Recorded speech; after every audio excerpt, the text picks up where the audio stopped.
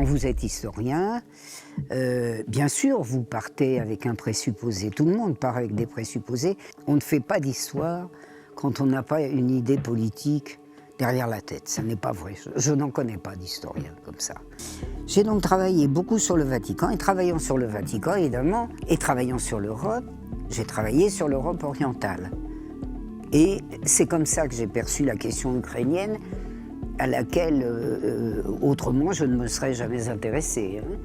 Évidemment, l'Ukraine, en 1930, je dirais que c'est le diamant de l'Union soviétique. Trotsky écrit en 1930, il dit, si on arrache la Pologne, l'Ukraine à la Russie, c'est comme si on lui arrachait les dents, c'est faire d'elle un pays consommateur au lieu d'un pays producteur, c'est la tuer. On préparait le retournement des fronts à partir de 42-43 quand même. Qui va fournir l'argent, en particulier de l'exfiltration de masse des criminels de guerre? Les Américains, par centaines de milliers même. Ils récupèrent en mai 1945 Gehlen, le général de la Wehrmacht, et donc il les mène très gentiment à la valise qu'il a déposée en Bavière, et il le recrute tout de suite. Il le recrute, il lui installe dans le gros centre d'exfiltration-recyclage de Munich. Et puis là, qu'est-ce qu'il fait? Eh bien, il est sollicité pour s'occuper de l'Ukraine. Nous avons avec l'Ukraine une démonstration parfaite des effets de la destruction de plusieurs décennies d'enseignement historique. La Synarchie, c'est un groupement constitué d'éléments dirigeants du capital financier qui s'est constitué ou reconstitué en 1922, on ne sait pas exactement à quelle date d'ailleurs, à l'origine avec 12 participants. Parler de la Synarchie, c'est parler du pouvoir financier et d'un pouvoir financier entre les mains d'une poignée de gens. Oui, la société est entièrement contrôlée par ceux qui en détiennent le pouvoir économique. Depuis 30 ans, toute pensée non conforme est une pensée interdite.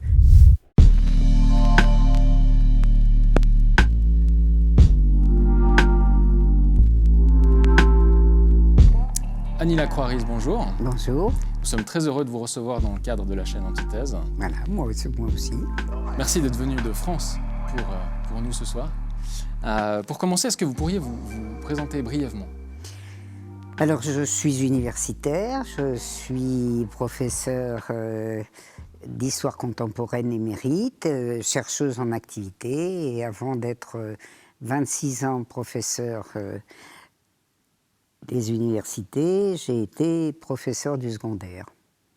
Et donc, histoire contemporaine, ça c'est votre thématique? Alors oui, j'ai commencé l'histoire contemporaine dès que j'ai passé la Grègue, c'est-à-dire que j'ai commencé ma thèse d'État dès que j'ai passé la Grègue. Et d'ailleurs, il est vrai que je n'avais pas fait de maîtrise classique parce que j'ai été formé notamment par un grand maître qui s'appelle Pierre Villard, qui est un des plus remarquables historiens que je connaisse, qui disposait d'ailleurs d'une notoriété extraordinaire hors de France, et notamment en Amérique latine, qui était un spécialiste de la Catalogne moderne, mais qui était devenu contemporanéiste, et qui m'avait laissé faire.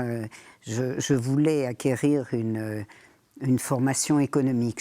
Je comprenais bien que l'économie, c'était la clé de la compréhension des phénomènes, et il m'a autorisé à faire ma maîtrise, non pas en histoire, mais je lui ai dit, je voudrais lire Le Capital. Est-ce que je peux faire une maîtrise à partir du Capital? Alors, il m'a proposé un sujet, mais qui m'a permis, il y avait le Capital et les marginalistes, mais ça m'a permis de lire Marx.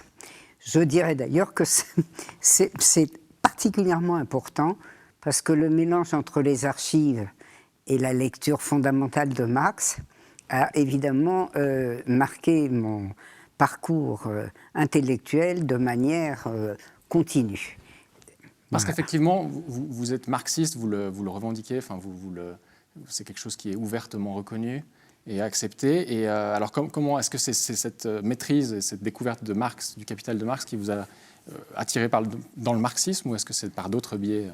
Alors, d'abord, voilà, il se trouve que je vivais dans une famille qui avait favorisé plutôt l'esprit critique, en plus qui faisait partie des familles qui avaient plutôt nettement souffert de la Deuxième Guerre mondiale. Et voilà, je pense que l'esprit critique, ça incite évidemment à chercher des choses qu'on ne vous raconte pas. Et quand j'avais 16 ans, j'ai découvert le marxisme, j'ai découvert Marx. Ça m'a tellement intéressé que quand j'en avais 19, j'ai voulu lire le Capital, et je savais bien qu'on pouvait, si on voulait lire le Capital, il fallait y passer vraiment longtemps. Et il se trouve que la lecture du Capital, la compréhension du phénomène de l'exploitation, de la valeur, etc., ça m'a donné une base qui est devenue absolument inexpugnable, parce que l'histoire est quelque chose qui, je dirais, qui du point de vue de la compréhension, enfin, du marxisme, de l'analyse historique, etc., si vous voulez, ne peut pas être abandonné à partir du moment où vous êtes en contact permanent avec les archives. Parce que l'histoire est une discipline qui est une discipline finalement de démonstration. Quand vous avez des archives, vous vous rendez compte qu'effectivement, il y a des lois de l'histoire, que l'histoire, c'est l'histoire des luttes sociales, que c'est l'histoire des luttes de classe. Et je pense que c'est, bien sûr, cette formation et le contact que je n'ai plus jamais abandonné à partir de 1970 avec les archives, c'est-à-dire avec les archives originales, et un contact qui n'a jamais cessé. J'ai passé ma vie à alterner, évidemment, il y avait les activités d'enseignement, mais à alterner la recherche en archives et la rédaction. Quand vous êtes historien, bien sûr, vous partez avec un présupposé, tout le monde part avec des présupposés, et je défie n'importe quel historien de prétendre qu'il ne fait pas de politique. On ne fait pas d'histoire quand on n'a pas une idée politique derrière la tête. Ça n'est pas vrai. Je n'en connais pas d'historien comme ça. Et ce travail d'archives que vous utilisez donc pour vos travaux vous permettent de comprendre, j'imagine, aussi des phénomènes d'actualité. Il y a la guerre en Ukraine actuellement. Et comment, avec le regard de l'historienne, comprendre cette guerre qui se déroule actuellement? Alors, la guerre d'Ukraine, comme n'importe quoi, c'est une guerre, évidemment, enfin, c'est un phénomène qui demande une approche de long terme. C'est ça, d'ailleurs, qui est le plus remarquable. C'est quand vous faites, comme moi, des études d'histoire très très longtemps, forcément, vous êtes tenté d'analyser des phénomènes sur une période assez longue. Ce qui est absent des médias, d'ailleurs, ce traitement de l'histoire. Voilà. Bon, en ce moment, de toute façon, sauf, je le constate avec quelques satisfactions, je dirais, c'est pas depuis quelques semaines, depuis quelques jours, on entend une ou deux voix, enfin, on entend une ou deux voix dans des grands médias, on entend des gens mettre en cause là, la doxa, les âneries qui circulent. Il se trouve que j'ai beaucoup travaillé sur le Vatican. Et travaillant sur le Vatican, évidemment, et travaillant sur l'Europe, j'ai travaillé sur l'Europe orientale.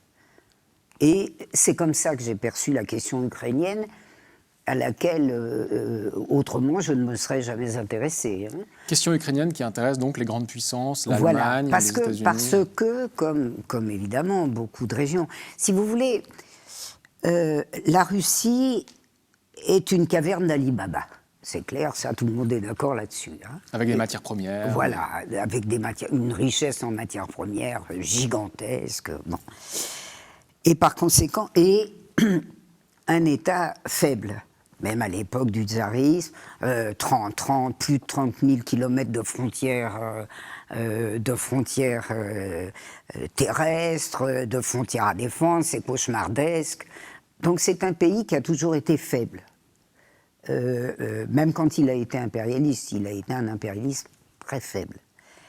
Et donc, la question de la Russie, c'est une question qui a été permanente, pour ce que j'en sais évidemment, à l'époque moderne, avec quelque chose qui se dessine et qui est les coups de boutoir permanents du monde germanique contre la Russie, parce que, voilà, que ce soit l'empire des Habsbourg, puis, et les principautés allemandes et puis l'État allemand unifié, tout le monde veut profiter de cette extraordinaire richesse conjuguée à beaucoup de faiblesses. Donc terre à conquérir. Voilà, c'est-à-dire manger l'Ukraine.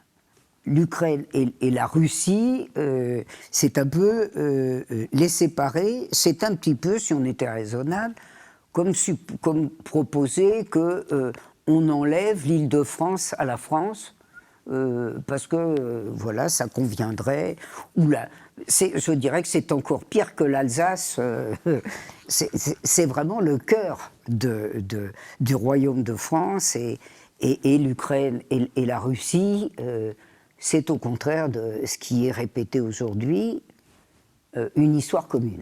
Bon, ça, c'est le premier point. Et il se trouve que dans cette riche Russie, l'Ukraine est quelque chose il y a eu un remarquable analyste, je dois dire, remarquable, qui l'a constaté. L'Ukraine a fait baver d'envie tous les impérialismes existants depuis les années 1890. Je rappelle que c'est en 1892, avec de Witt, que s'ouvre la Russie tsariste au capital étranger, le libéralisme, le voilà, et que à partir de ce moment-là, tout le monde se goinfre sur la Russie et contrôle toutes ses industries, toutes ses activités, ses banques, etc.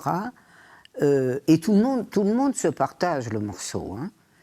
Et dans ce partage de morceaux, puisque ça a commencé évidemment sur les marges, ça n'est pas allé que sur les marges, hein, les Anglais ont mis la main sur les mines d'or de l'ALENA.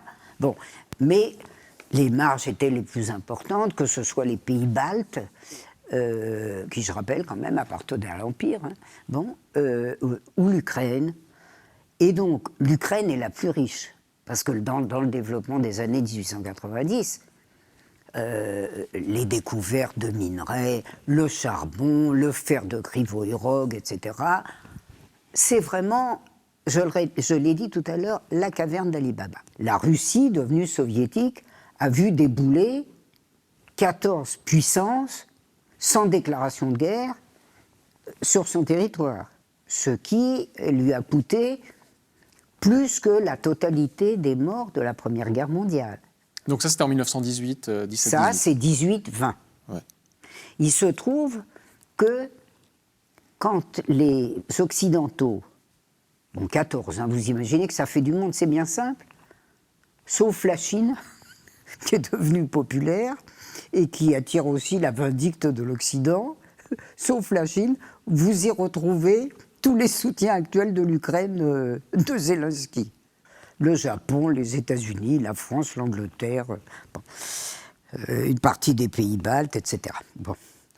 La Tchécoslovaquie, alliée de la France, etc. Et donc, ces gens qui sont installés en Russie, les Anglais, parmi eux, qui sont quand même parmi les chefs de la coalition, établissent à ce moment-là ce qu'on a appelé, tout le monde en parle, personne ne sait ce que c'est, la ligne Curzon. Hein, c'est le secrétaire aux affaires étrangères, Lord Curzon, qui, en 1920, 1919, 1920, pensait encore qu'on va pouvoir se partager la Russie, puisqu'on va écrabouiller les bolcheviks, propose une ligne ethnique. Et on est au cœur de la situation actuelle. C'est quoi la ligne ethnique? C'est-à-dire que la Russie de Lvov, l'Ukraine de Lvov, elle devrait être russe. S'il y a les Blancs qui gagnent, on leur redonnera ça. Et puis finalement, comme c'est pas les Blancs qui gagnent, la très réactionnaire France, deuxième chef de file de la coalition anti-soviétique de 1918-1920, aide l'agressive Pologne à se manger 200 kilomètres de zone ethnique ukraino-ruthénienne. Pas du tout polonaise, ukraino-ruthénienne. C'est la Pologne de la Galicie orientale. C'est-à-dire que, au lieu que la Russie ait ses frontières ethniques, ben, elle ne les a pas. Et c'est donc la Pologne qui prend l'affaire. La Pologne, elle voudrait toute l'Ukraine. Et vous savez, d'ailleurs, vous avez dû le remarquer, que malgré les grands câlins que se font par ces temps la Pologne actuelle et l'Ukraine actuelle, il y a des grosses frictions. Tout simplement parce que la Pologne a traité ces Ukraino-ruthéniens de manière abominable. De 1920-21, hein, où les soviétiques reconnaissent la prééminence polonaise, hein, par le traité de Riga, les Polonais donc contrôlent toute l'Ukraine de Lvov et se font haïr. Parce que, ce qui n'est pas connu, la Pologne catholique latine, haïe du Vatican, traite très mal les catholiques uniates ukrainiens de Pologne. Et moi, je viens de lire récemment, encore, je ne sais plus dans quel article de journal, qu'il paraît que les Russes avaient supprimé toute liberté en Ukraine, qu'ils avaient écrabouillé la langue, etc., alors que les Polonais non. Mais écoutez, je suis quand même désolée de dire, et je ne dis pas ça simplement parce que je suis russophile ou soviétophile, que la Russie soviétique, c'est même un reproche que lui font les actuels gouvernants, dont Poutine, a montré à l'égard des nationalités, je dirais, une très grande compréhension, puisqu'elle leur a donné des droits que ces nationalités n'avaient jamais eus, y compris l'Ukraine, qui a eu la possibilité de développer sa langue. Évidemment, la langue russe était, je dirais, comme la langue française en France, la langue administrative, la langue d'enseignement, etc. Mais le reste avait droit de cité, était enseigné, la littérature en ukrainien existait, rien de tel en Pologne. Parce que la Pologne, elle a ravagé toute autonomie ukrainienne. Et comment on en arrive aux États-Unis alors, peut-être Alors, les États-Unis, je dirais qu'en Ukraine, ils sont comme tout le monde. Hein. D'abord, ils y ont mis les pieds avant 1917, comme leurs petits camarades investisseurs, et puis ils y ont remis les pieds à partir de la fin de la Première Guerre mondiale, un peu sous le couvert du capital financier allemand. Donc ils se sont souvent associés avec les Allemands qui s'étaient assurés des positions extrêmement intéressantes en Union soviétique, puisque ces petits malins avaient reconnu les premiers l'Union soviétique en 1922, ce qui leur a donné de gros avantages en Union soviétique, y compris en Ukraine. Bon. Mais, si vous voulez, j'ai parlé tout à l'heure d'un Polonais très, très, très intelligent, un type qui s'appelait Roman Dmowski, qui était un homme d'extrême droite, mais un homme d'extrême droite comme ça existait à l'état de trace, mais comme ça existait en Pologne, c'est-à-dire un non-russophobe qui redoutait plus que tout, catholique, hein, qui redoutait plus que tout l'influence délétère du Vatican sur la Pologne. Et il avait fait, dans un ouvrage sur la Pologne, il avait fait un chapitre sur l'Ukraine, qui est un vrai bijou, en 1930, dans lequel il disait « Tous les impérialismes se goinfrent, veulent se goinfrer l'Ukraine, la Russie ne laissera jamais l'Ukraine, c'est comme si on lui arrachait les dents, c'est faire d'elle un pays consommateur au lieu d'un pays producteur, c'est la tuer.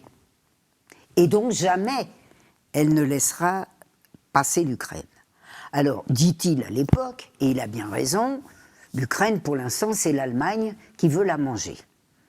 J'ai expliqué, et dans le Vatican, l'Europe et le Reich, et dans mes ouvrages sur les années 30, c'est-à-dire Le choix de la défaite et Dominique à Vichy, j'ai expliqué ce qu'était ce projet allemand sur l'Ukraine qui ne souffrait pas de concurrents.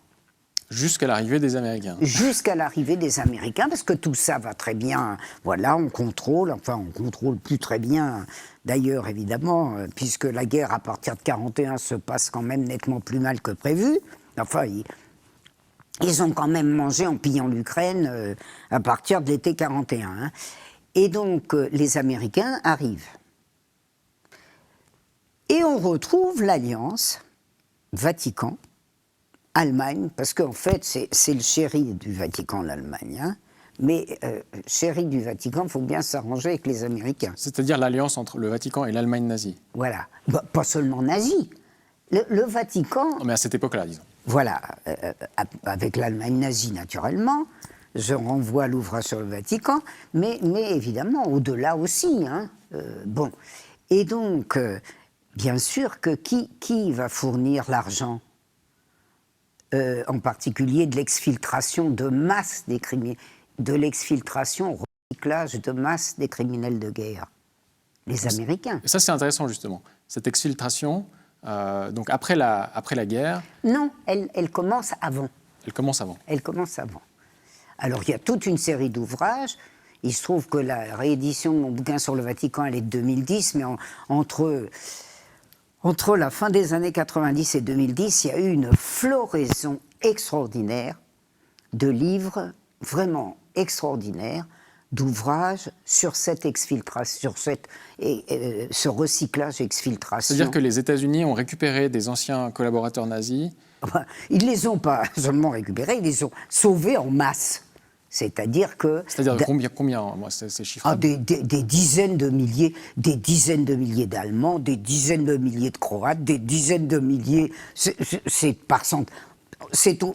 au total par centaines de milliers même, parce qu'on a recensé pratiquement 60 000 Allemands, des dizaines de milliers de Croates... Ça en fait beaucoup, hein. Ça fait plus de 250 000 personnes. Et donc, ils leur donnaient un visa pour les États-Unis où ils étaient... Alors, il y a eu diverses choses. Vous savez bien que ça, c'est connu, je dirais, pas seulement dans les relations avec le Vatican. Vous savez bien que la conquête spatiale américaine, elle a été très largement faite avec les criminels de guerre que les Américains ont cueillis. Alors c'était très drôle, un très bon historien de ce qu'on a appelé le projet Paperclip, le projet trombone, c'est-à-dire ce grand projet de récupération de toute l'avance d'armement allemande. Clarence Cannon a étudié ça, un des premiers en 1974, et il montre comment, c'était très drôle, au printemps 1945, les nazis, les chefs nazis, les scientifiques nazis, qui avaient une responsabilité écrasante, je dirais même jusque dans le processus d'exploitation par la mort. C'est eux qui ont géré Dora, c'est-à-dire le centre des fusées qui a fait mourir une série de déportés morts de travail. Hein. Eh bien, les Américains se pointaient et les autres, les Allemands, leur ouvraient les bras en leur disant que ça y est, on faisait ami-ami, on partait ensemble. Il y a des Américains quand même que ça avait un petit peu choqué. Vous voyez, vous imaginez accueillis en avril 45, parce qu'ils arrivent en Allemagne à partir de février, voilà, par des gens qui disent très bien, on se retourne. Entre parenthèses, d'ailleurs, le retournement, je l'ai montré dans des travaux, le retournement ne datait pas de 44, puisqu'on préparait le retournement des fronts à partir de 42-43 quand même. Hein. Donc, on fait l'exfiltration recyclage, c'est pas seulement une exfiltration, c'est un recyclage. Et alors, dans le recyclage, bien entendu, il y a des gens qui s'étaient occupés de l'Ukraine, puisque l'Ukraine était une des régions occupées, puis la plus riche des régions occupées, hein, jusqu'à sa libération totale, parce que la libération totale de l'Ukraine, c'est le Lvov en juillet 1944. Alors l'exfiltration, elle passe aussi par l'Ukraine, et les Américains s'installent en Ukraine grâce aux Allemands. Pourquoi ? Parce que, par exemple, ils récupèrent en mai 1945 Gehlen, le général de la Wehrmacht, nazi. Alors là, vous me direz, quand tu n'étais pas nazi, c'était pareil. Mais bon, lui était quand même nazi, membre du NSDAP, etc. Et donc, ils récupèrent Gehlen, et qu'est-ce qu'ils font de Gehlen ? Qui s'était occupé de l'Ukraine, qui avait été responsable des interrogatoires, c'est-à-dire en gros, dont les services avaient interrogé, on imagine comment on interrogeait les prisonniers de guerre qui n'avaient pas tué. Ça fait à peu près 3 millions, hein, puisqu'ils en avaient tué au moins autant, en les faisant notamment mourir de faim. Et donc, ils utilisaient... il avait des renseignements sur l'Union soviétique, des caisses, hein, des valises. Et donc, il les mène très gentiment à la valise qu'il a déposée en Bavière, et il le recrute tout de suite. Il le recrute, il lui installe dans le gros centre d'exfiltration-recyclage de Munich, qui est en Bavière, capitale de la Bavière et une des capitales de la zone américaine, hein, l'autre c'est Francfort, enfin bref. Et puis là, qu'est-ce qu'il fait ? Eh bien, il est sollicité pour s'occuper de l'Ukraine. Et ça passe par des opérations de harcèlement, du bazar, du sabotage, etc. Et qui dirige ça avec ses équipes ? Et puis ses petits amis ukrainiens, puisque c'est avec Bandera, c'est avec les bandéristes que Gehlen a travaillé. Donc, qui dirige ça ? Stepan Bandera, qui est donc ce collaborateur ukrainien. Voilà, qui est un... Alors, si vous voulez, Bandera, c'est un phénomène très, très intéressant, parce que c'est le personnage... c'est le fanatique uniate type.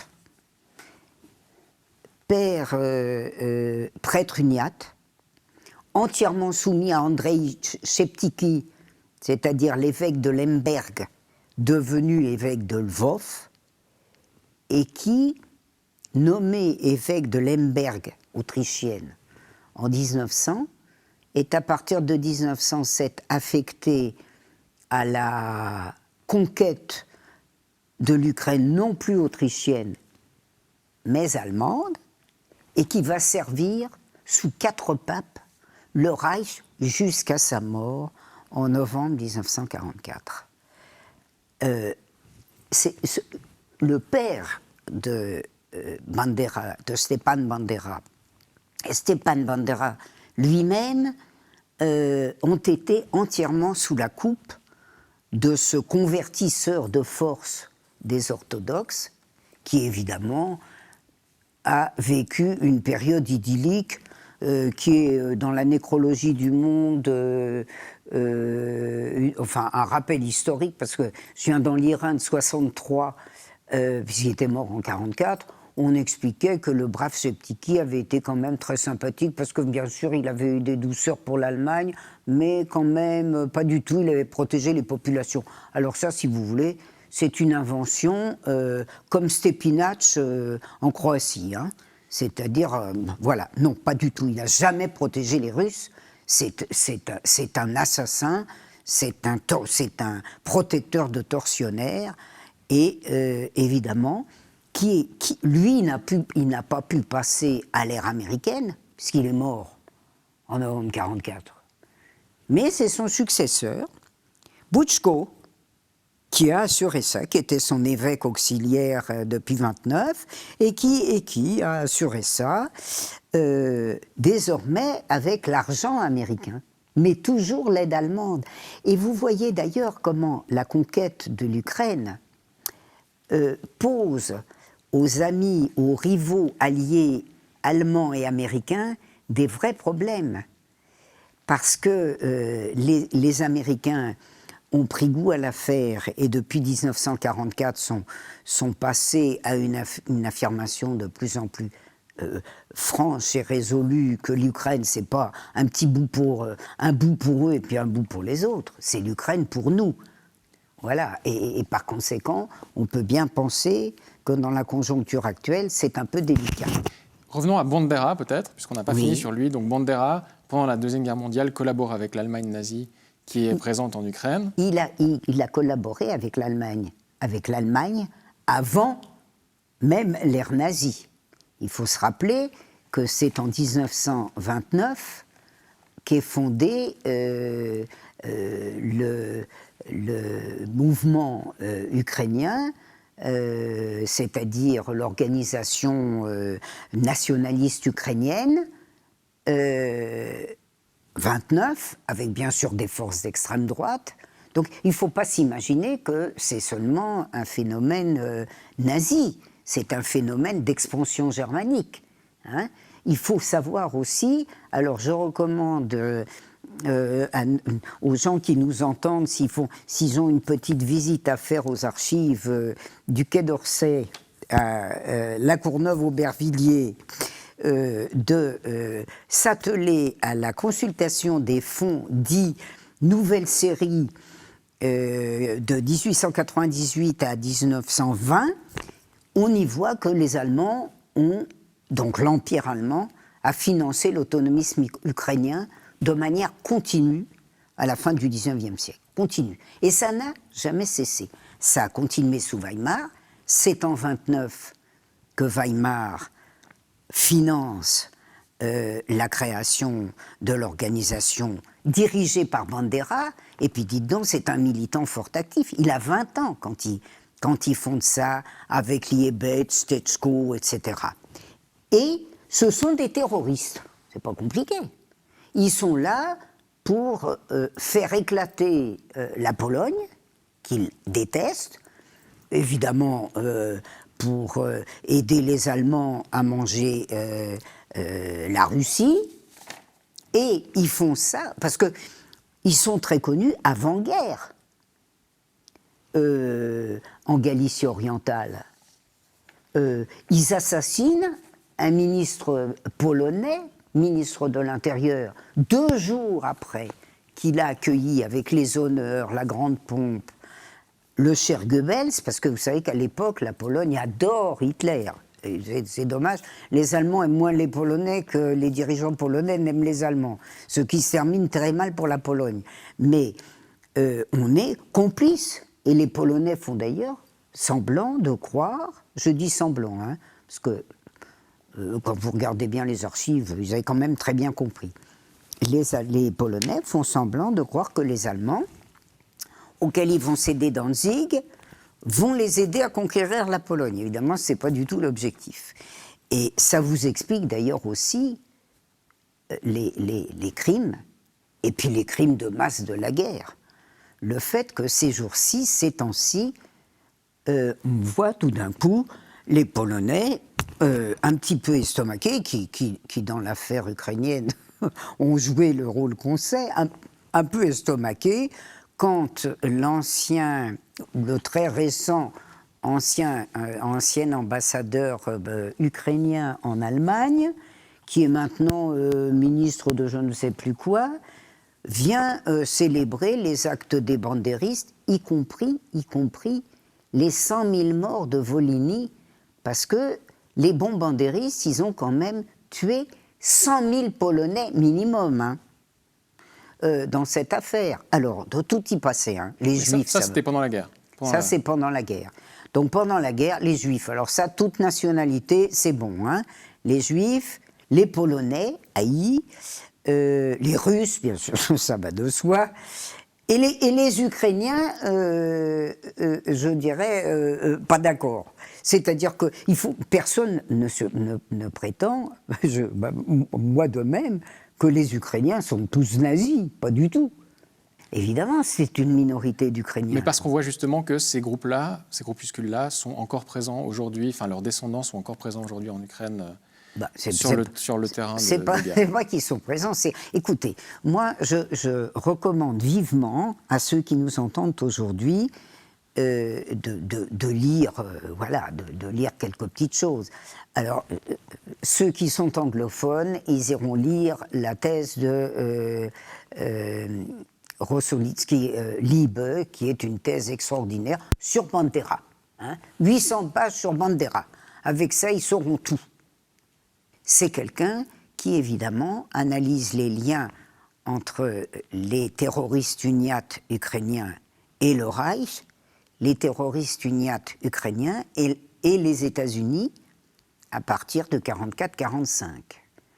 Et, je dois dire, avec une honnêteté et avec un courage tout à fait remarquable. Les gens qui nous écoutent peuvent aussi, je dirais même, doivent aussi lire l'ouvrage qui a été publié par deux historiens qui travaillent régulièrement avec le département d'État, qui s'appellent Breitman, Richard Breitman et Goda. J'ai oublié le prénom de Goda. Oui, on le mettra en description. Voilà, il est formidable. Hein. Oui. Ça s'appelle Hitler's Shadow. Il montre... Ça s'appelle, c'est le sauvetage des criminels de guerre, donc les Allemands, mais il y a un chapitre 5 qui est entièrement consacré à l'Ukraine, entièrement. Il raconte que, à partir de 1944-45, les États-Unis prennent le relais en relation avec les Allemands. Et il montre comment s'organise le travail de sape de l'Ukraine, c'est-à-dire ce que je vous ai dit tout à l'heure. Le projet général de destruction de l'Union soviétique, et ce projet de destruction de l'Union soviétique, donc au cœur de... c'est pas la zone d'influence, c'est au cœur de l'Union soviétique, c'est-à-dire la saisie de l'Ukraine. Et ce qui consacre à l'Ukraine, c'est-à-dire les opérations en Ukraine, les opérations militaires qui durent jusque dans les années 50, qui sont confiées à deux personnes, officiellement, à partir de 1948, une petite équipe tout à fait bien. Un type s'appelle Frank Wissner, qui est un avocat d'affaires. Ça se fait beaucoup parce que la CIA, l'OSS et la CIA sont truffés d'avocats d'affaires. Ce sont des gens très bien. Comme Allen Dulles, par exemple, qui est son directeur Europe et puis qui devient plus tard le directeur de la CIA. Et donc, vous avez ce petit Wissner qu'on a envoyé à l'été 1944 en Roumanie pour empêcher la soviétisation de la Roumanie, mais ça n'a pas marché. Alors, il a passé sa vie, lui, je dirais, à tellement faire la croisade contre l'Union soviétique que ça n'arrive pas à tout le monde, mais ça l'a rendu fou. Il s'est suicidé après il est devenu fou après l'échec de l'opération hongroise, c'est-à-dire en novembre 1956, mais fou. Et il s'est suicidé en 1965 en étant persuadé que les Russes allaient débarquer dans son coin à New York. Bon, tout le monde ne finit pas comme ça. Mais c'était un personnage tout à fait remarquable. Il y a une bibliographie sur lui gigantesque. Et le deuxième est très intéressant. C'est George Kennan. Il a dit sans arrêt, arrêtez avec l'extension de l'Ukraine, de l'OTAN. N'étendez pas l'OTAN à l'Est. C'était tout à fait amusant parce qu'il avait été le symbole même de la guerre froide. Puisque c'est lui qui a formalisé cette théorie de l'endiguement. C'est lui qui était chargé de la consigne 10/2 qui visait la destruction de l'Union soviétique et de la zone d'influence. Donc il a fait ça pendant un bout de temps, et puis quand il a fait autre chose, il a commencé à raconter la vérité, c'est toujours très intéressant. Donc, c'est cette petite équipe, mais enfin avec des gros effectifs, hein, c'est cette équipe qui fiche la pagaille en Ukraine, voire le chapitre 5. Je pense que nos spectateurs seront surpris. Et comme le chapitre se termine en 90, comme ils disent, juste à la veille de l'effondrement de l'Union soviétique. Vous imaginez où on en était en 91. Et en 91, évidemment, on connaît moins de détails parce qu'on n'a pas les sources historiques. Mais on a Madame Nuland. Elle s'est occupée du financement du bazar en Ukraine, c'est-à-dire de la révolution orange de 2004 et de tout ce qui a suivi. Et il se trouve, on ne va pas rentrer dans les détails, qu'en 2013, donc vous voyez, c'est juste avant Maïdan, elle fait une conférence. En novembre 2013, ça doit être le 20 novembre, 15 jours avant, avoue-t-elle... Alors, c'est une conférence financée par Chevron, vous savez, le grand groupe pétrolier. Et voilà, alors elle y explique que les États-Unis ont, depuis les années 90, consacré au triomphe de la démocratie en Ukraine 5 milliards de dollars, donc de propagande. Hein. Et puis, en janvier 2014, vous voyez, c'est juste avant Maïdan, elle va devant le comité des affaires étrangères du Sénat. On a le document du Sénat, c'est-à-dire des auditions du Congress. Hein. Les gens chercheront, ils trouveront le lien. On a tout le document. Et là, elle y explique, on comprend pourquoi la conférence a été, a été financée par Chevron. Elle y explique que Chevron vient en novembre, 5 novembre 2013, de conclure un accord avec l'Ukraine pour lui 10 milliards de dollars pour faire des investissements pétroliers, ce qui permettra, dit Madame Nuland, de libérer l'Ukraine de la tutelle russe. C'est avant Maïdan. Et Madame Nuland est devenue très célèbre quand elle a fait la cantinière pendant les émeutes de Maïdan, parce que c'est elle qui distribuait des petits pains chauds. Bon. Et puis depuis, avec une seule abstention de 4 ans, parce qu'elle s'est abstenue, elle n'aimait pas Trump. Donc elle s'est abstenue à l'époque Trump, et elle a repris sa fonction depuis 2016. Auprès de Blinken, secrétaire d'État, et de diverses éminences, évidemment, de Biden éventuellement, elle fait la pluie et le beau temps. C'est elle qui s'est rendue célèbre. Je recommande la fiche Wikipédia en anglais, pas la fiche en français, elle ne vaut rien, mais la fiche, encore qu'elle révèle quelques petites choses.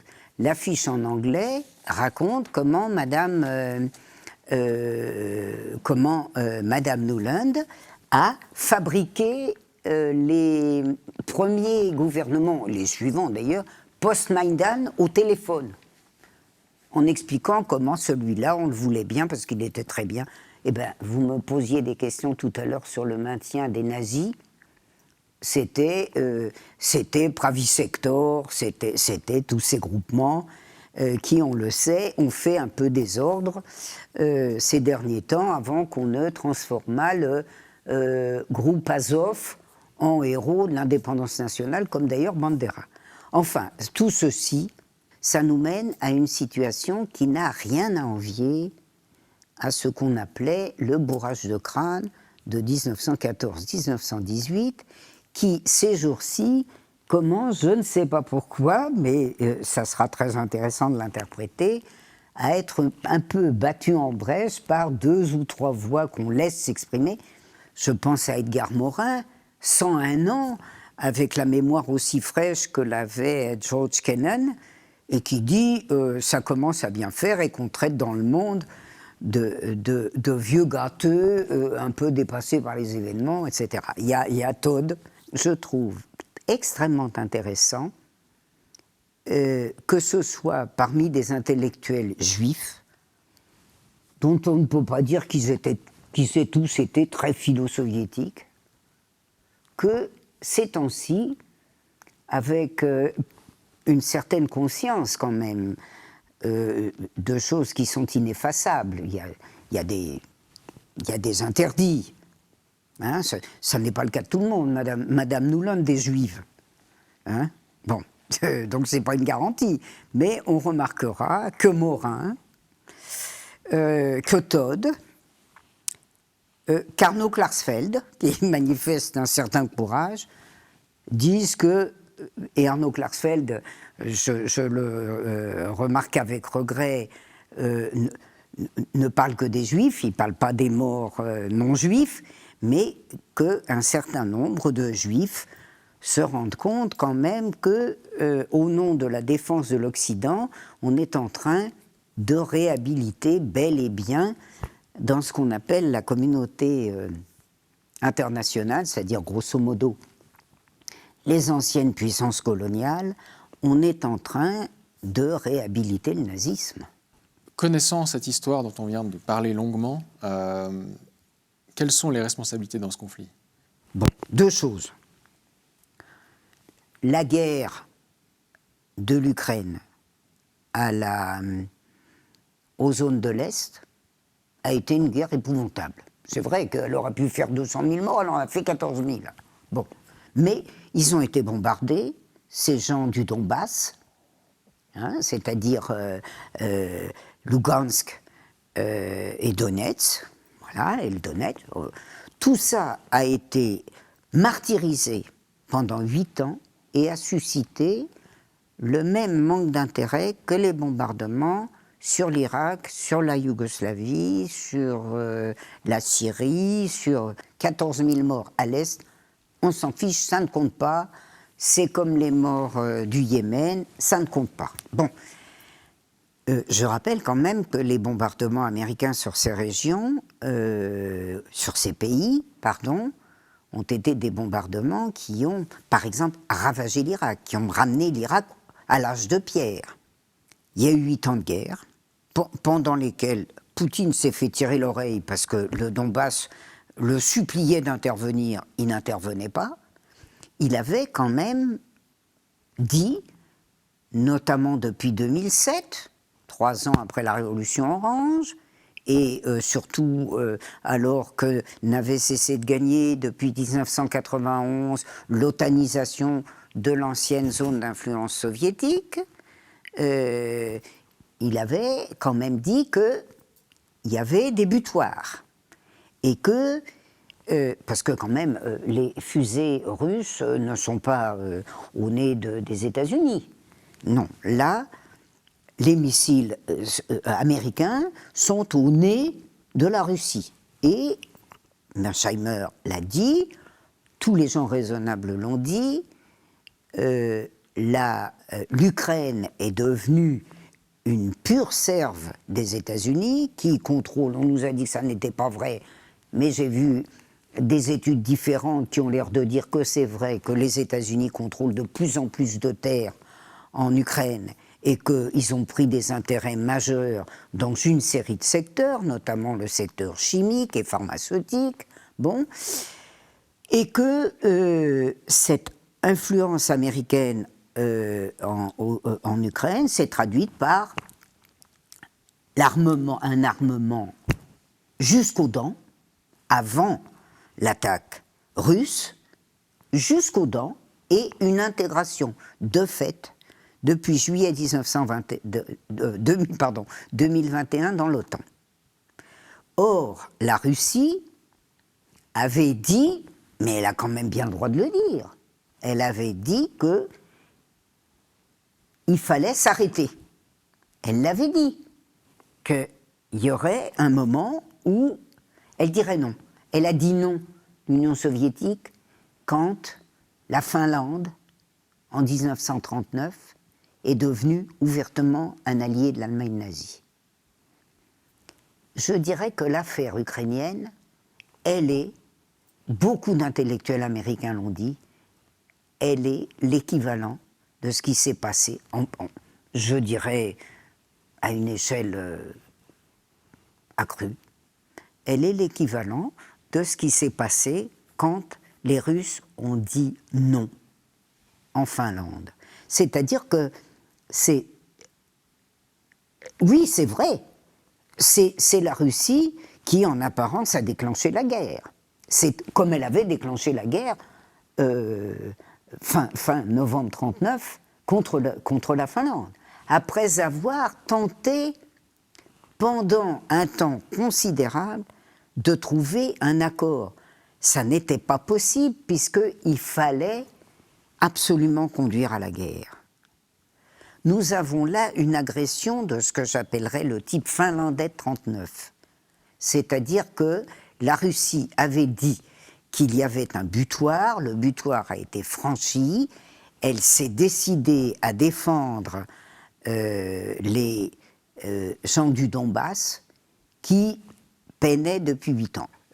Les États-Unis nous mettent par leurs appétits en Russie dans une situation, c'est vrai, qui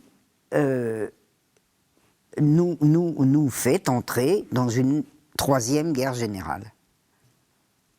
Bien entendu, quand on partage la doxa, écoutez, on entend, je ne sais pas comment c'est en Suisse, mais enfin en France, on a entendu un lot de spécialistes qui n'ont jamais vu une archive de leur vie, qui sont des ignorants totaux, qui simplement ont le droit à la télé, à la radio ou à la grande presse parce que ils serinent que Poutine est un cinglé, paranoïaque, cancéreux, etc. On peut pas, on va pas durer comme ça pendant 10 ans. Il va bien falloir revenir. Ça certainement, comme a dit aujourd'hui le ministre, je crois, de l'énergie du Qatar.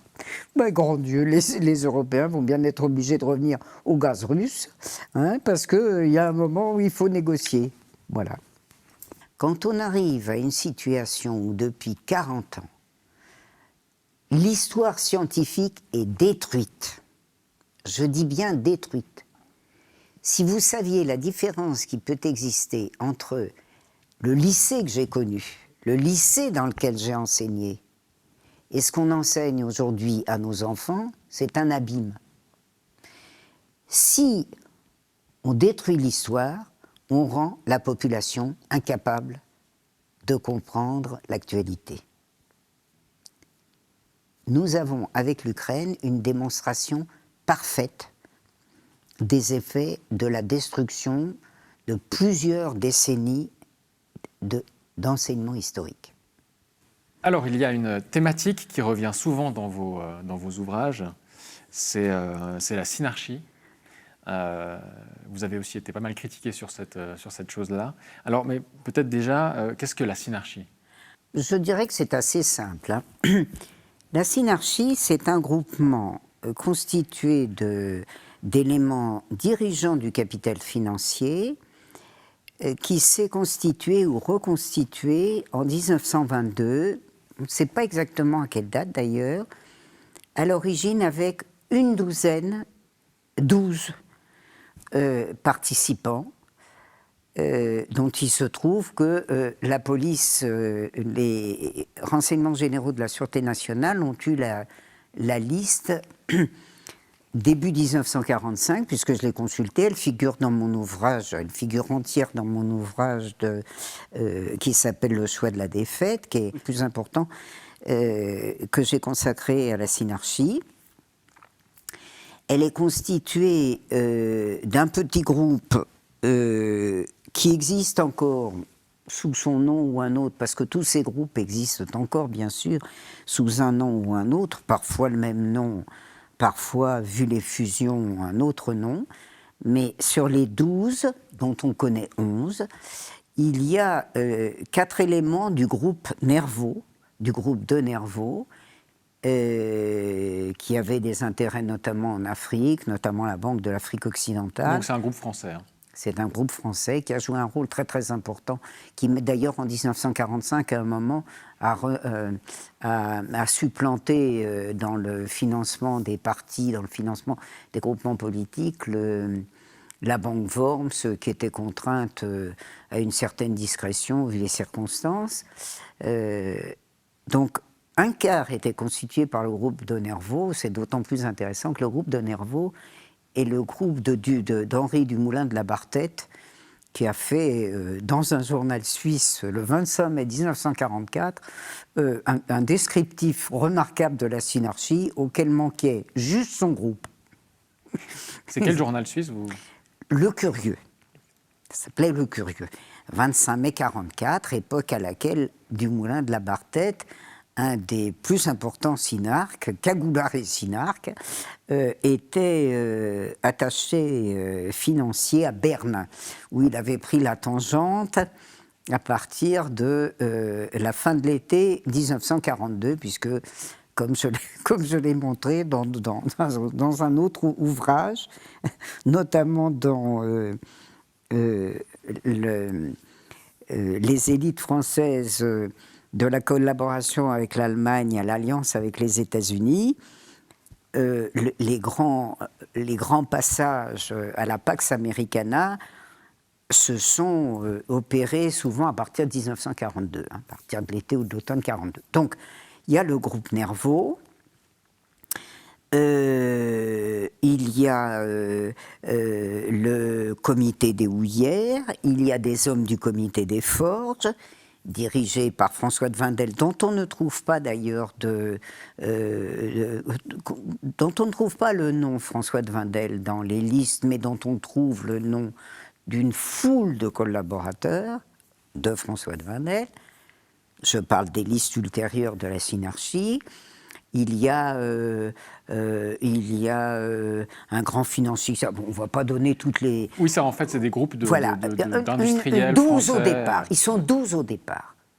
C'est-à-dire de gens qui, insérés dans le capital national et le capital international, sont convaincus que la solution qui sont en passe d'imposer à l'Italie, grosse débitrice, et qui va être obligée de mettre en œuvre un programme impitoyable contre les salaires, les revenus des paysans, etc., des Italiens, qu'il faut une solution autoritaire, un projet fasciste. Et alors c'est très intéressant, vous le noterez, parce que c'est précisément le fait que je ne travaille que sur les archives qui me permet de voir qu'en 1922, les policiers, qui ne connaissaient pas d'ailleurs, les RG, qui ne connaissaient pas encore le mouvement sous cette forme, connaissaient en revanche très bien le ralliement massif du capital financier à la solution fasciste. Parce qu'ils appelaient ça le fascisme, hein. Ils n'appelaient pas ça autrement. Alors, ce petit groupe, qui est un groupe de décisionnaires, il recrute d'abord, je dirais, de quoi améliorer l'appareil d'État. C'est-à-dire la crème de la crème, hein. Le produit de luxe de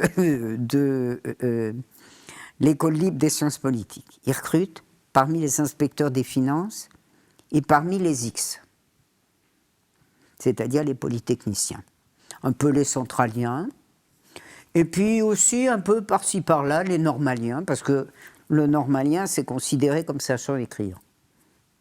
Et donc, au fil des années, le groupe s'étoffe. Ça fait plusieurs dizaines d'adhérents, dont certains extrêmement importants, hein. Ernest Mercier, le roi de l'électricité, une liste qui devient énorme. Enfin, il y en a 46 considérés comme très importants, les 46 du dessus du panier, quand Chavin, je vais dire qui c'est, fait son rapport à Pétain au printemps 1941. Et la deuxième liste, je dirais de sommet, c'est la liste du comité des sociétés des comités, du comité des sociétés secrètes de juillet 42, il y en a 99. Là, vous avez, pas seulement d'ailleurs le dessus du panier, vous avez le dessus du panier, c'est-à-dire les décisionnaires financiers, et puis quelques intellectuels quand même. Mais si vous voulez, les intellectuels, l'intellectuel, ça sert à tout le monde, mais je veux dire, c'est pas décisionnaire. Hein. Bon, mais et ce sont des lieutenants importants, bien sûr. Et donc, ils essayent d'infiltrer l'État français. Les grands banquiers, ils l'infiltrent depuis la victoire, depuis le coup d'État de Bonaparte. Hein. C'est-à-dire que le coup d'État, c'est en novembre 99. En 1802, il fait la Banque de France et il offre l'économie de la France aux banquiers qui ont financé le coup d'État. Bon, hein, c'est une question de bon procédé. C'est ce que j'ai montré d'ailleurs dans le choix de la défaite. C'est-à-dire que, bien sûr que c'est une chose indicible aujourd'hui. Dire que le capital financier tient tout. C'est-à-dire non seulement le capital financier, mais les grands intellectuels, les professeurs, un certain nombre de professeurs d'université, le monde juridique, l'armée, les chefs de l'armée. Qu'est-ce que c'est qu'un chef militaire, notamment un attaché militaire? C'est un représentant du capital financier de l'armement ici et là. Bon, je dirais qu'il n'y a qu'un marxiste qui peut se permettre de dire la société est entièrement contrôlée par ceux qui en détiennent le pouvoir économique. Vos critiques diraient que c'est justement parce que vous êtes marxiste que vous dites ça. Mais écoutez, c'est à la fois parce que moi je suis marxiste, évidemment que je n'ai donc pas le droit de m'exprimer, mais c'est surtout parce que mes collègues, je pense aux collègues qui a pris en charge l'affaire de la synarchie, c'est-à-dire Olivier Dard, et qui a été adoubé et vénéré à cet égard par tous les collègues. Je comprends d'ailleurs. Je comprends que tous les collègues, même pas Action française, même pas d'extrême droite, aient approuvé Olivier Dard pour une simple raison. C'est que parler de la synarchie, c'est parler du pouvoir financier, d'un pouvoir financier entre les mains d'une poignée de gens. C'est-à-dire que ça ne représente même pas ce qu'on appelle les 100 familles, c'est-à-dire les 100 plus gros actionnaires de la Banque de France. Vous savez que c'est un thème des préélectorales de 1936. Au début, ça n'est même pas ça. Et quand vous regardez les études économiques, on a osé dire, on dit dans ma fiche Wikipédia que je tire ça d'un rapport. Alors le rapport Chavin. On va partir du rapport, d'ailleurs, c'est très intéressant. En fait, il y a deux critiques qu'on vous fait sur ça. Elle n'a pas vu d'archives, le rapport Chavin, rien du tout. Oui, et instrumentalisation idéologique. Voilà, c'est les deux choses. Mais sur le rapport Chavin. Le rapport Chavin, c'est pas compliqué. Le rapport Chavin, il est fait parce que au début de 1941, il y a une grosse agitation. Il y a en fait un conflit entre les donneurs d'ordre et les exécutants. Les donneurs d'ordre, c'est la synarchie qui s'est appuyée sur les ligues fascistes qu'elle finançait. Et qui collabore avec l'Allemagne nazie à ce moment-là. Oh bah bien sûr, mais la synarchie aussi, elle collabore avec l'Allemagne nazie. Bah c'est justement, oui, c'est la Oui, synarchie. bien sûr, tout le monde. Enfin, je dirais pré-nazi et nazi, c'est-à-dire avec le Reich. On se réconcilie avec le Reich, avec lequel on ne s'est d'ailleurs jamais fâché. Hein, parce que quand on connaît bien les choses, on s'aperçoit que la collaboration de la Deuxième Guerre mondiale, c'est à peu près la même, en plus grand, que la collaboration de la deuxième, c'est à peu près la même chose que la collaboration de la première, avec les mêmes firmes. Bon, et revenons donc à nos moutons. Il y a un grabuge parce que les synarques ont pris tout l'espace et qu'ils ne sont pas assez reconnaissants avec ceux qui ne sont que cagoulards, c'est-à-dire les ligueurs, les ligues fascistes, qui sont constituées avec l'argent du capital financier en France depuis, disons, 23-24, tout ce groupement qui a étudié remarquablement, avec encore insuffisamment d'archives, mon collègue américain Robert Soucy, étude qui lui a valu une guerre au couteau d'un certain nombre de spécialistes de Sciences Po, donc 33-39. Le titre c'est 33-39, en réalité ça va jusqu'en 41. Bon, donc il avait fait un truc très courageux. Et il avait montré quelque chose, mon collègue, c'est que les ligues fascistes avaient été formées par le capital financier. C'était pas du tout de la gauche pourrie. Si, ça n'était que très marginalement de la gauche pourrie, parce que c'est un groupement de droite et d'extrême droite qui a embauché, je vais expliquer pourquoi, quelques anciens militants ouvriers, parce qu'on n'attrape pas les mouches avec du vinaigre, et que quand vous voulez faire un mouvement de masse, vous ne le faites pas avec des banquiers. On n'a jamais vu les banquiers à la tête d'un mouvement de masse. Encore que si, on est vu avec le parti de Doriot, mais il y avait quand même Doriot au premier rang en apparence. Bien. Donc Chavin, c'est qui? Comme ça se passe mal en 1941, on pense qu'il va y avoir un scandale qui va éclater, c'est-à-dire que dans la presse collabo, comme disent mes collègues, la presse collaborationniste de Paris, qui paraît-il serait très différente des collaborateurs de Vichy, etc., dans la presse collabo, en particulier chez DA et compagnie, on va raconter des choses pas très sympathiques sur les donneurs d'ordre, notamment les donneurs d'ordre qui ont généré en 1937 la stratégie de la tension et qui ont pratiqué le crime politique comme on a pratiqué, comme la guerre de Bologne en 1980 et autres fantaisies de ce genre. Hein. C'est-à-dire qu'il faut savoir qu'en 1937, l'assassinat politique a été fort pratiqué. Bon.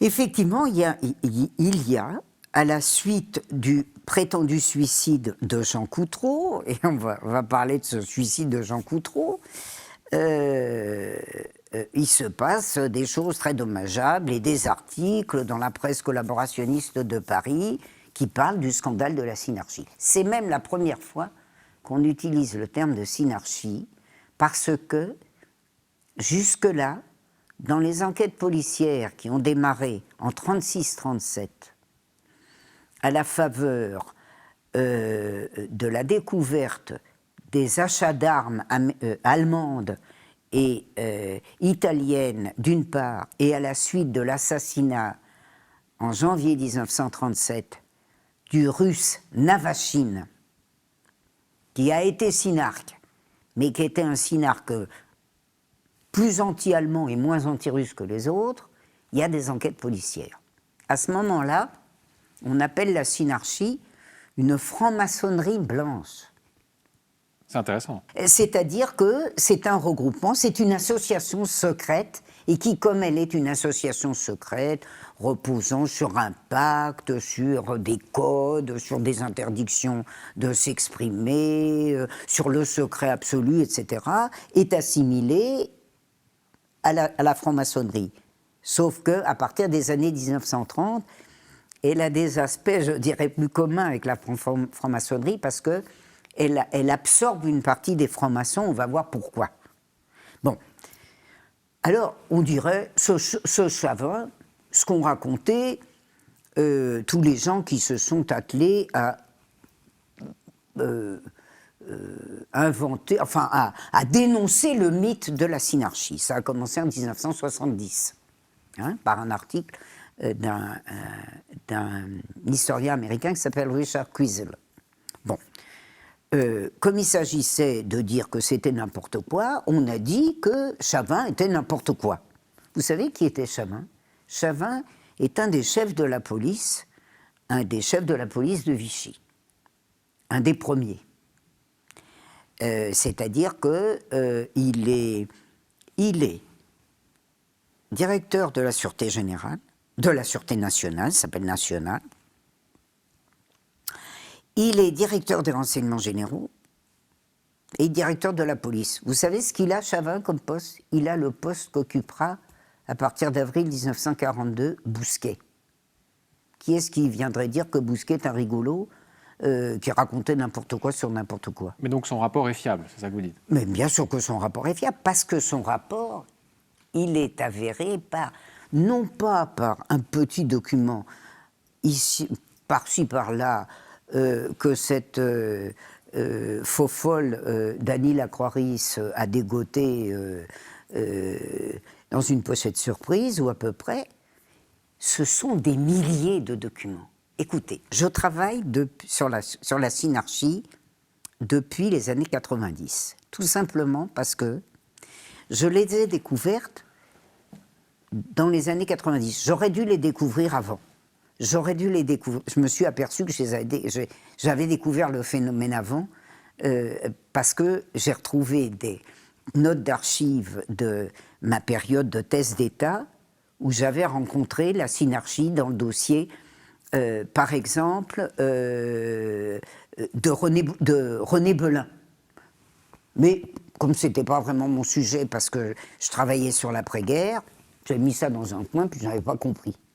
Et puis, dans les années 90, je travaille de manière absolument continue sur la collaboration économique.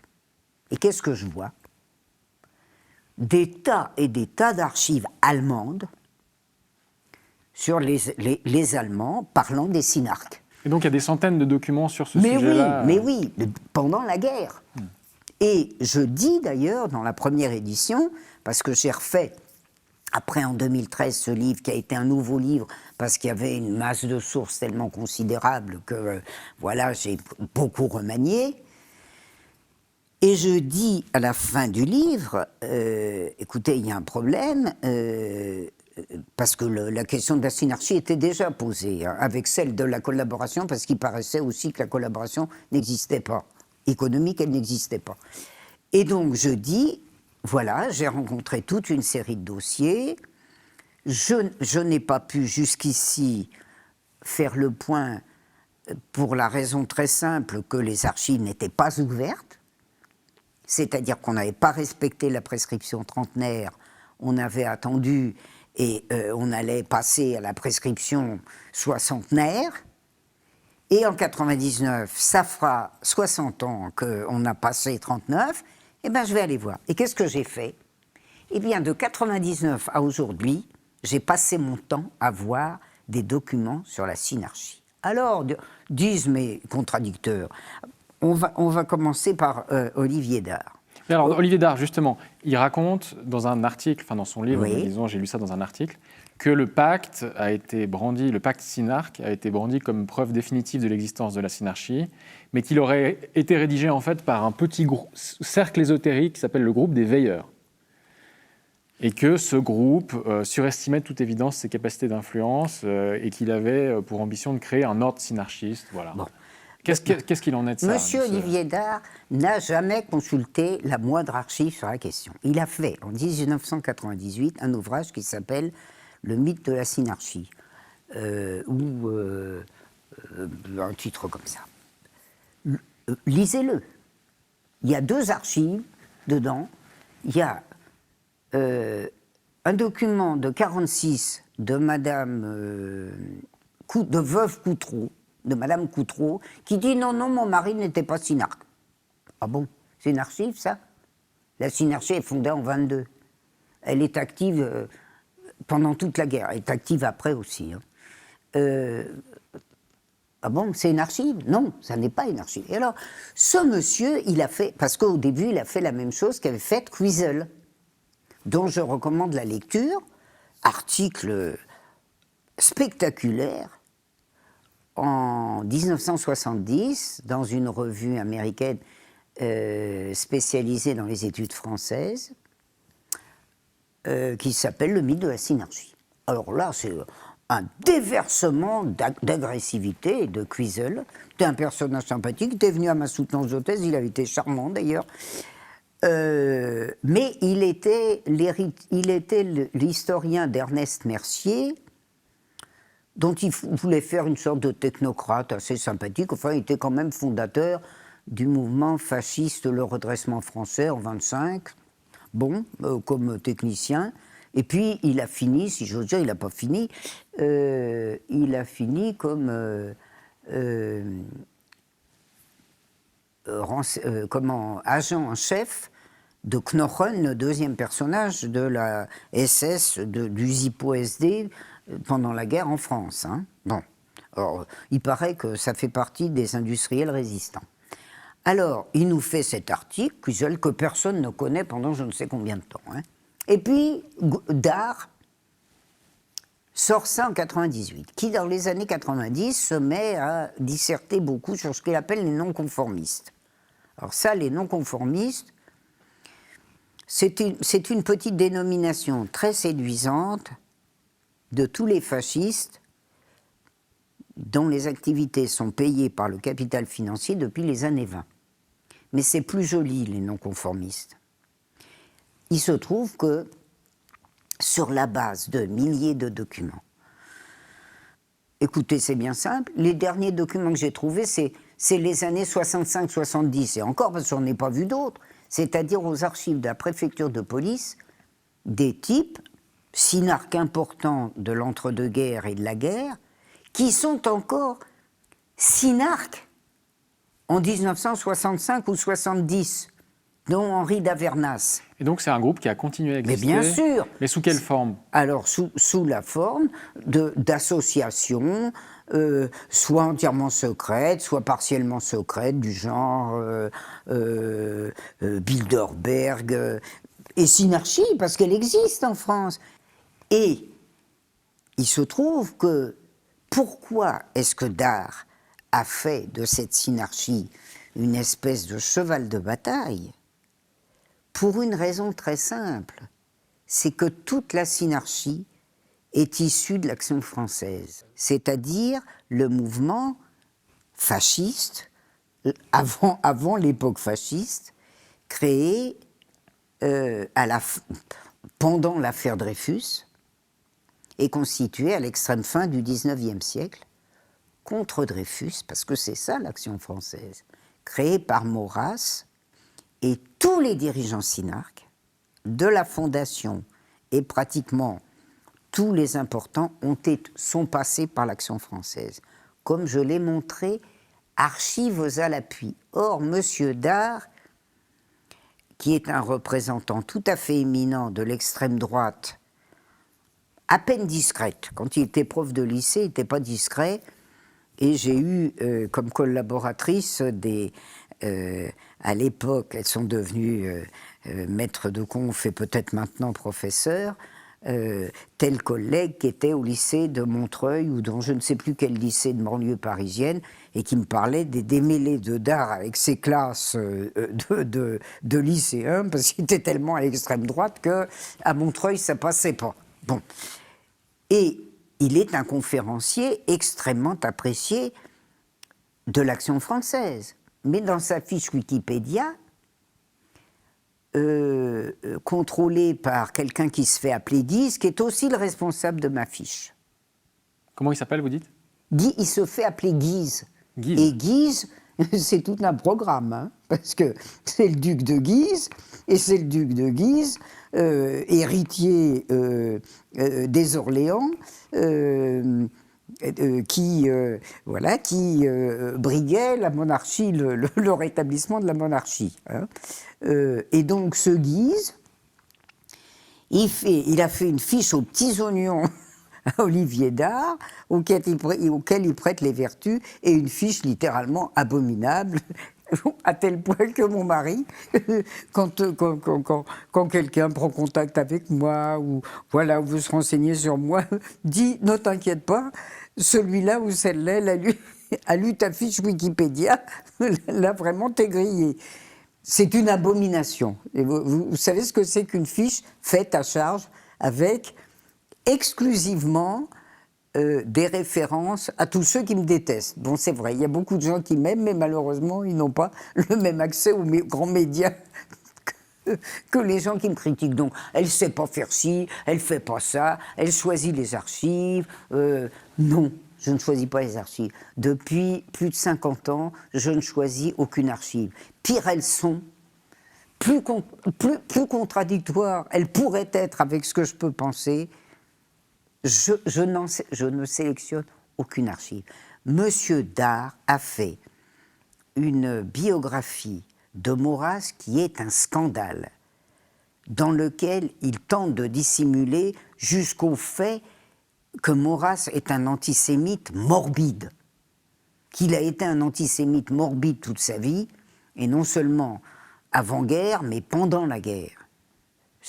Vous savez que ça a abouti en France à un scandale qui est devenu une goutte d'eau, mais qui était un scandale académique monstrueux. Hein, c'est-à-dire une fiche sur Maurras qui oubliait de dire que Maurras était antisémite et qui disait qu'il était resté patriote et anti-allemand pendant la guerre. Bon, vous pensez.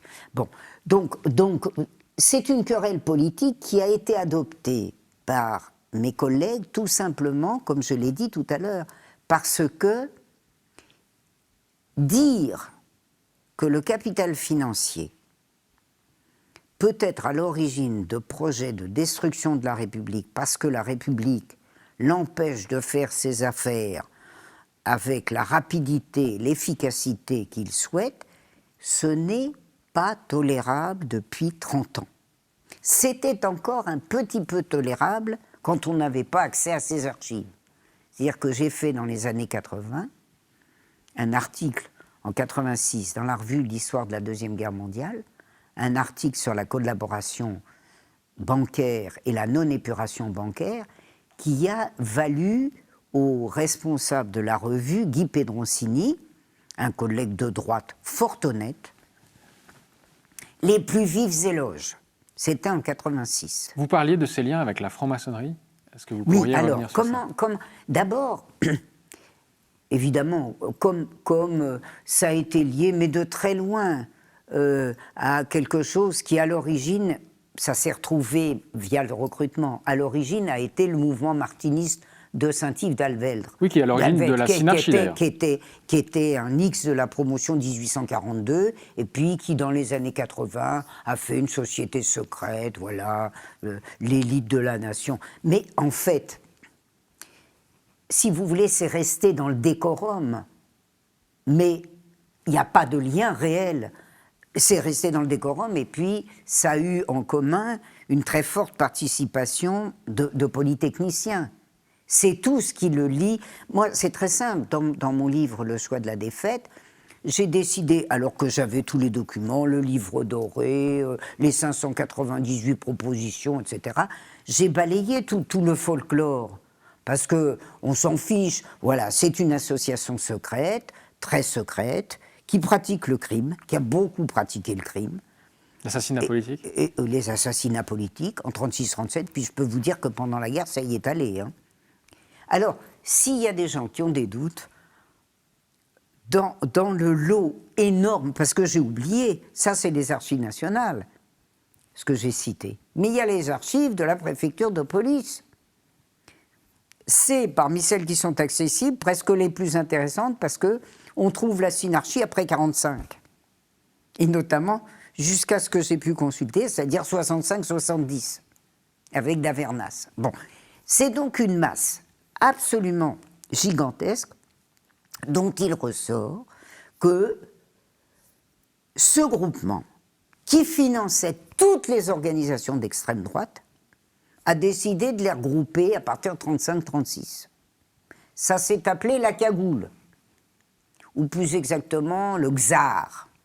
Et donc ils ont fondé donc ce mouvement, la cagoule. Ils ont fondé ce mouvement pour tordre le cou à la République. Et moi, j'ai montré comment ils ont tordu le cou à la République. Alors, je veux bien toutes les critiques. Les critiques ne me gênent jamais. Au contraire, je trouve que c'est très productif. Je voudrais être critiqué par des gens qui ont vu les sources. Je dis et j'affirme qu'aucun de ceux qui occupent le haut du pavé médiatique et académique et qui disent que j'ai inventé la synarchie, qu'aucun de ceux-là n'a consulté les fonds. Et je dirais qu'il pourrait commencer par le W3 222, il s'appelle synarchie, et il est gigantesque, mais alors gigantesque. Et c'est une partie des des enquêtes de guerre sur la Synarchie. Bien. Est-ce que vous pensez qu'aujourd'hui, alors vous avez été jusqu'en 65, 70, 70 pour les Suisses, est-ce que vous pensez qu'aujourd'hui, dans des clubs comme le Siècle, Bien sûr, en France, une réalité qui existe encore? Ce sont des clubs synarchiques, bien sûr. D'ailleurs, il y a, je crois, quelques années, peu d'années, le Canard enchaîné avait fait un article sur une sorte de reconstitution de la synarchie du style X-Crise.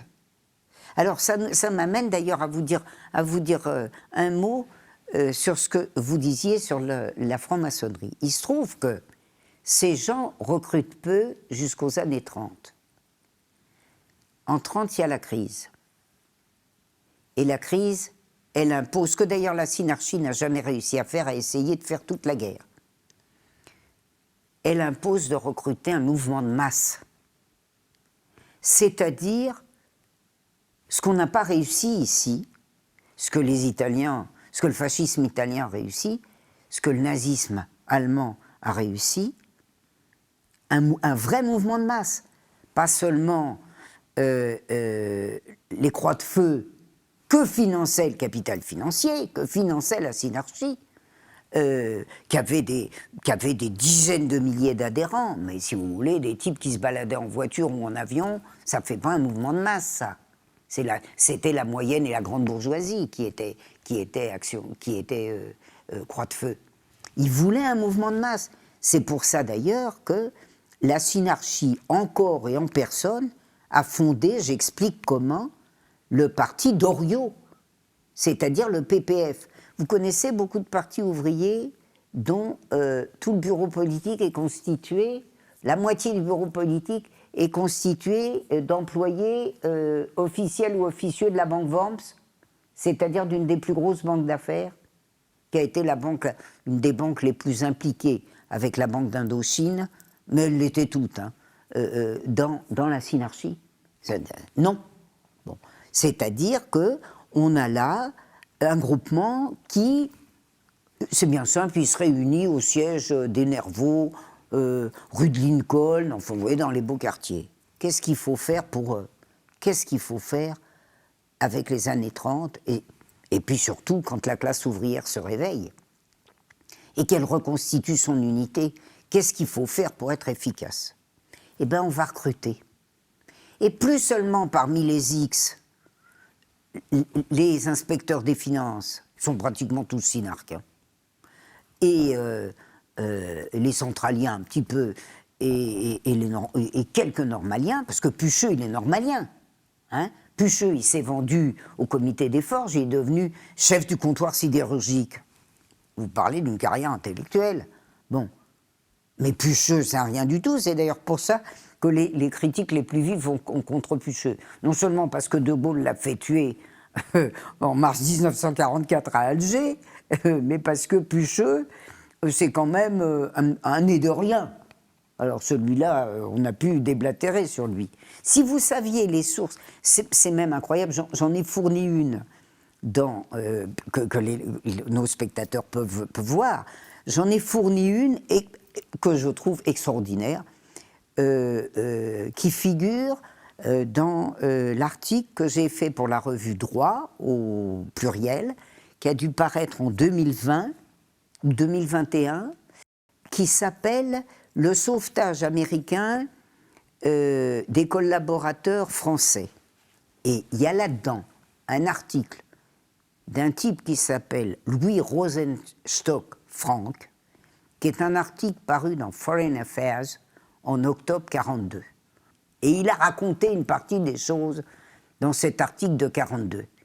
Il dit exactement la même chose que ce que dit un des plus grands hommes, un des chefs des services secrets, devenu un des dirigeants de la CIA, qui était un des dirigeants de l'OSS et qui est devenu un des dirigeants de la CIA, le grand historien William Langer, qui a été le chef de la guerre culturelle universitaire contre l'Union soviétique à Harvard. où il était professeur.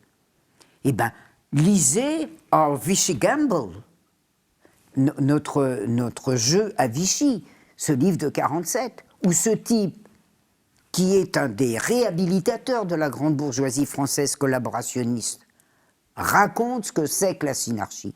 Eh bien, Cluzel et Dard n'ont pas été du tout gênés. Ils ont dit « t'es mal renseigné ». Mais enfin, tout le monde est mal renseigné, des milliers de gens sont mal renseignés.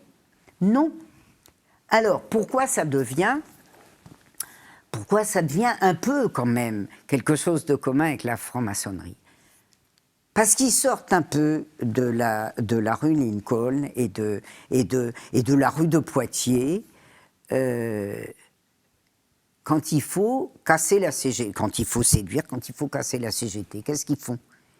Ils recrutent la gauche anticommuniste, Parti radical et CFIO. Convoi méliste, c'est-à-dire des éléments plus populaires. Évidemment, c'est pas le prolo de Renault, hein, mais voilà, c'est pas les X. C'est-à-dire moi ce que j'appelle les sous-synarques, mais c'est les synarques de l'idéologie.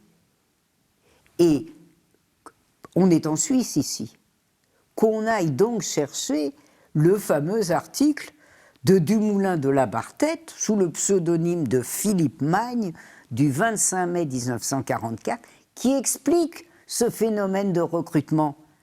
Dans ce recrutement, ça s'appelle, je ne sais pas quoi, la synarchie, 25 mai 1944. Il s'oublie juste, hein, il oublie le groupe nerveux. Mais à part ça, il y a tout. Et qu'est-ce qu'il montre? Il montre que il y a le haut du panier, les inspecteurs des finances, les X, et puis il y a les hommes de main ou les intellectuels, et il montre ce recrutement. Et dans ces intellectuels, dans ces exécutants, comme il y a plein de radicaux et plein de socialistes, il y a plein d'anciens francs-maçons ou de francs-maçons. Donc, il se fait une apparente jonction, parce que ceux-là n'ont jamais joué que des rôles mineurs, hein, même quand ils comptent parmi les 46, et je pense en particulier aux syndicalistes, comme René Belin, ils jouent un rôle mineur. Mais on se retrouve avec deux organisations secrètes qui permettent en fait de faire le lien entre les deux francs-maçonneries. Cette franc-maçonnerie d'origine haute bourgeoise, et puis cette franc-maçonnerie de gauche, sachant que la gauche anticommuniste est d'un tel anticommunisme que finalement la droite ou l'extrême droite de haute extraction peut se permettre de l'utiliser. Et comme le dit très bien Magne, c'est-à-dire Dumoulin de la Barthète, comment ça s'est fait? Ça s'est fait via la fondation qui s'appelait les Nouveaux Cahiers, qui a été constituée en 1937 par Jacques Barneau. Jacques Barneau, aujourd'hui, personne ne le connaît. C'est le directeur général de la Banque Worms. Et c'est lui qui recrute socialistes, inspecteurs des finances, radicaux, pour casser la CGT. Je pense qu'avec tous les éléments qu'on a pu aborder sur cette thématique, les auditeurs pourront se faire une idée par eux-mêmes de ce sujet-là. Voilà, ils auront un début bibliographique. Annie Lacroix, on arrive gentiment au terme de cet entretien. Voilà, on a l'habitude de terminer avec une carte blanche pour nos invités. Alors voilà, si vous avez quelque chose à ajouter. Je suis toujours très contente de rencontrer des gens qui aiment bien ceux qui pensent, les Andersdenken, ceux qui pensent autrement, ceux auxquels on ne laisse plus d'espace de parole, parce que évidemment, des gens qui connaissent le milieu universitaire, et surtout le milieu universitaire français, peuvent très bien comprendre ce que je dis quand je parle d'un véritable interdit, d'une véritable liste noire contre la pensée divergente à l'université en France. Mais c'est quelque chose, moi j'ai été 26 ans professeur d'université, je pense que quand on n'a pas été enseignant à l'université, on mesure mal ce qui s'est passé, ce qui n'était pas le cas du tout dans les années 60 et même encore dans les années 70. Ça a été un véritable interdit contre toute pensée dissidente. Ce qui est arrivé à Soucy, qui était un intellectuel étranger, chassé par Sciences Po d'un espace qu'il aurait dû occuper parce que il avait tapé sur ce qui était absolument tabou et interdit, c'est-à-dire le mythe du non-fascisme français de droite que Sciences Po avait développé depuis les années 50, avec des gens dont aucun n'avait été résistant et qui avaient même été non résistants au minimum, voire chef du PPF à Bordeaux, comme Raymond Duverger. Donc c'était un tabou. Il a été chassé de France, chassé d'examen, avec une violence qu'on a peine à imaginer. Il faut lire XXe siècle pour se rendre compte de cette violence. Il faut lire aussi XXe siècle d'ailleurs pour voir comment mon ouvrage, La non-épuration, a été accueilli par quelqu'un qui y représente, enfin, y occupe une position importante, qui est un historien non universitaire d'ailleurs, socialiste, qui s'appelle Gilles Morin. C'est-à-dire que depuis 30 ans, toute pensée non conforme est une pensée interdite. Donc, si vous voulez, quand on trouve, ma foi, un accueil dans des milieux qui ne sont pas forcément marqués politiquement, voilà, on trouve que ça contribue à affaiblir le bourrage de crâne, et tout ce qui contribue à affaiblir le bourrage de crâne me semble bienvenu. Merci en tout cas pour d'avoir répondu positivement à notre invitation et de vous être déplacé en Suisse pour cet entretien. Je vous remercie aussi de m'avoir invité.